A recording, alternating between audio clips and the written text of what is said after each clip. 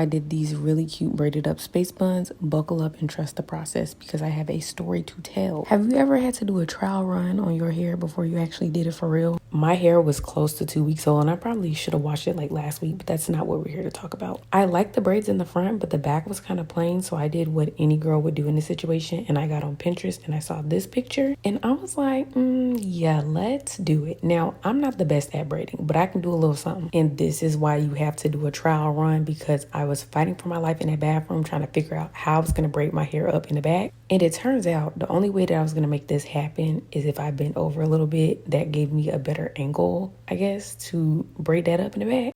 I did it a couple of times. It was not turning out right until I bent down. And once I saw I could do it, I was like, okay, period.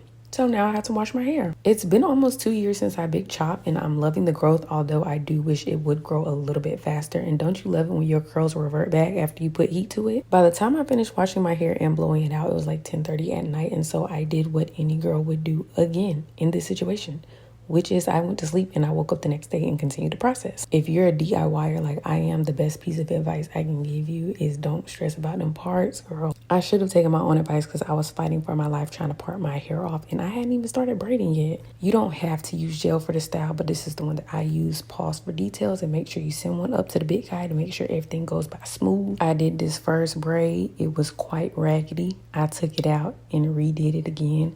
I'm so sorry I didn't record this, but this is not a tutorial. It is more of a retelling. And if at first you don't succeed, get back up and try again. I did try again and it was good. And then I moved to the next side and then the same thing happened all over again. I took it out, I redid it. By the time I finished the back, I was regretting every single decision I had that led me up to this point. I had contemplated starting to braid off on the other side, but here's another lesson. Do not deviate from the plan. You will mess yourself up every single time. You would think that because I am now braiding in the front, it would be much easier, and it was, but my arms were on fire. I have so much respect for braiders, but this is when I could see the light at the end of the tunnel. Girl, are you still buckled up?